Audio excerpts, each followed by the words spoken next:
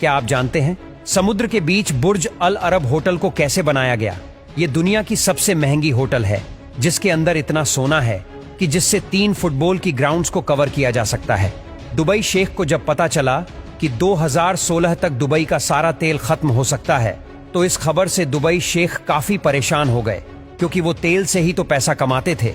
अब उन्होंने सोचा कि हम दुनिया का एकमात्र 7 स्टार होटल बनाएंगे, जिससे दुबई की ऑयल डिपेंडेंसी कम हो जाए और वो टूरिस्ट से पैसा कमाना शुरू कर दें।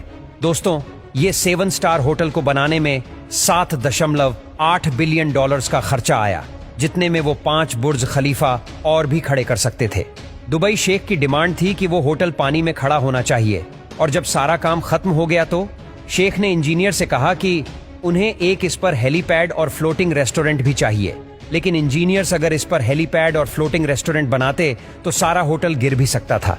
लेकिन फिर आखिर इंजीनियर्स ने शेख की इस फरमाइश को कैसे पूरा किया, सब कुछ आज हम आपको इस वीडियो के जरिए बताएंगे।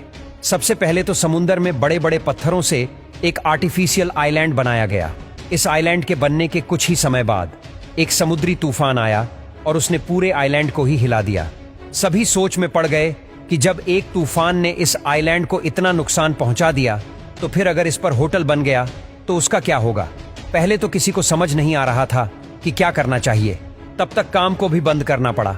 लेकिन फिर एक इंजीनियर्स ने आइडिया दिया कि अगर हम पूरे आइलैंड पर कंक्रीट के होलो स्लैब बिछा दें, तो पानी जब इन पर टकराएगा तो सारा पानी स्लैब के अंदर ही घूम जाएगा और पानी की ताकत कम हो जाएगी और आइलैंड को भी नुकसान नहीं होगा। अब इंजीनियर्स में फिर से जोश आया और काम दोबारा शुरू हुआ और लगातार 2 साल तक चला। लेकिन फिर बारी आई होटल को अर्थक्वेक बनाने की। उसके लिए इंजीनियर्स को बड़े बड़े स्टील के डायग्नोज को बिल्डिंग पर फिट करना था, लेकिन ये डायग्नोज होटल से 15 किलोमीटर दूर बन रहे थे और इतने विशालकाय डायग्नोज को ले जाना बहुत चैलेंजिंग था।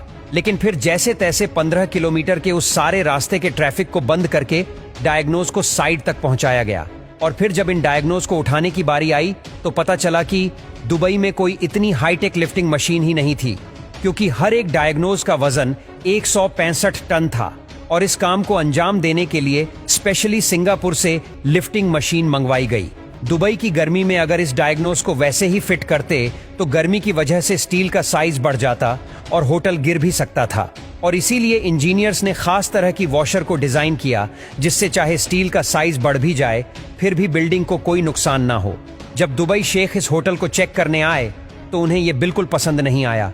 उन्होंने कहा कि मुझे अब इस पर एक हेलीपैड और फ्लोटिंग रेस्टोरेंट भी चाहिए। अब इंजीनियर्स इस पर फ्लोटिंग रेस्टोरेंट कहां पर खड़ा करेंगे, इसके लिए जगह ही नहीं बनाई थी। और फिर इंजीनियर्स ने दिमाग लगाकर बुर्ज अल अरब के कंक्रीट कोर्स में स्टील ब्रेकर डाले और बाद में मोटे बीम ऊपर डाले गए। इसके बाद बीम्स के ऊपर लोहे का स्ट्रक्चर बनाकर उसे शीशे से कवर कर दिया गया और इस तरह उन्होंने शेख की इस फरमाइश को पूरा कर दिया। बुर्ज अल अरब के इंटीरियर डिजाइनर के लिए ख्वान च्यू को बुलाया गया और इसी डिजाइनर ने ब्रुनई के सुल्तान के महल को भी डिजाइन किया था। बुर्ज अल अरब में लगने वाला मार्बल इटली और ब्राजील से मंगवाया गया और जितना मार्बल मंगवाया गया उतना ही 24 कैरेट का सोना भी मंगवाया गया, क्योंकि किसी भी चीज को गोल्ड पेंट करना दुबई के रूलर के शान के खिलाफ है। लेकिन जब दुबई शेख ने इंटीरियर डिजाइनिंग का काम चेक किया तो उन्हें वो बिल्कुल भी पसंद नहीं आया और इसके बाद डिजाइनर बहुत परेशान हो गए। लेकिन फिर डिजाइनर्स ने दीवारों पर लाइट शोज इंस्टॉल करवाए, डांसिंग फाउंटेन लगवाए, मेहमानों के स्वागत के लिए फिश एक्वेरियम बनाया गया और यह सब तैयारियों के बाद दोबारा से शेख को इनवाइट किया गया और इस बार शेख को यह काम बहुत पसंद आया। और आज इस लग्जरियस होटल में रहने का ही एक रात का 5 से 10 लाख का खर्चा आता है।